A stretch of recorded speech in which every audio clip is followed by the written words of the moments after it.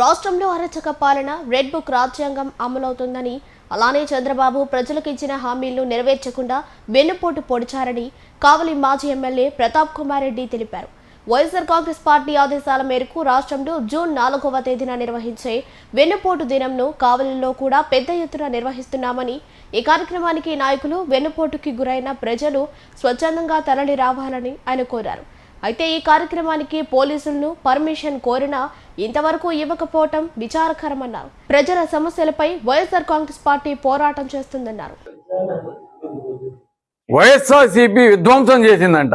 అంటే ఈ విధంగా వారు కారణాలు కుంటి సాకులు చెప్పుతూ మోసం చేసింది కాబట్టి 4వ తేదీన వైఎస్ఆర్ కాంగ్రెస్ పార్టీ రాష్ట్రమంతటా కూడా పిలుపుకోవడం జరిగింది మా నాయకుడు. ఆ దినాన్ని వెన్నుపోటు దినంగా, అంటే ప్రజలకి వెన్నుపోటు చంద్రబాబు నాయుడు గారు ఇస్తానని చెప్పి ఇవ్వలేదు కాబట్టి వెన్నుపోటు పొడిచాడు కాబట్టి ఆ దినాన్ని వెన్నుపోటు దినంగా జరపాలని చెప్పి మా నాయకుడు నిర్ణయించి రాష్ట్రమంతటా కూడా నిరసనలు తెలియజేయాలని చెప్పడం జరిగింది. అందుకే మేమంతా కూడా పిలుపునిస్తున్నాం. ప్రతి ఒక్క నాయకుడు కార్యకర్త అందరూ కూడా బయటికి రావాలి.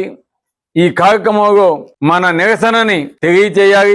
ముఖ్యంగా ఎవరైతే మోసపోయారో ప్రజలంతా కూడా స్వచ్ఛందంగా వచ్చి ఈ కార్యక్రమంలో పార్టిసిపేట్ చేయాలని కూడా నేను మనసాగా కోరుతున్నాను.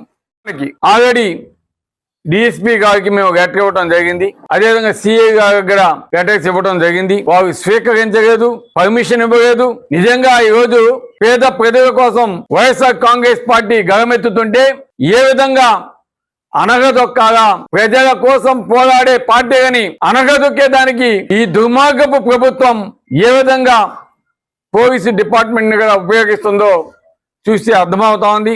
ఇది ప్రజాస్వామ్యంలో సరైన పద్ధతి కాదని కూడా మేము తెలియజేస్తాం. ఎందుకంటే ప్రజాస్వామ్య దేశంలో ఎవరైనా సరే నిరసనను తెలియజేసేదానికి ప్రజల కోసం ఎప్పుడు అవకాశం ఉంటుంది. అటువంటి నిరసనను కూడా తెలియజేసేదానికి అవకాశం ఇవ్వకుండా ఒక నియంత పాలనగా చంద్రబాబు నాయుడు గారు ఏ విధంగా చేస్తా ఉన్నాడో మనం చూస్తా ఉన్నాం.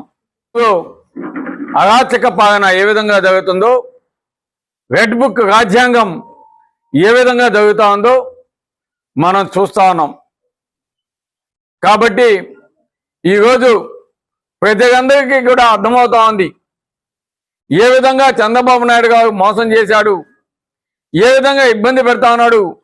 ఆఖరికి ఈరోజు 1వ తారీఖు నుంచి రేషన్ ఇస్తే ముసలి వాళ్ళు, అదేవిధంగా వికలాంగులు రేషన్ కోసం పోయి అక్కడ పడిగాపు కాస్తూ ఏ విధంగా కిలోమీటర్లు నడిచి తెచ్చుకుంటున్నారో చూస్తూ ఉంటే అర్థమవుతా ఉంది. గత పాలన ఏ విధంగా ఉంది, ఈ రోజు పాలన ఏ విధంగా ఉంది.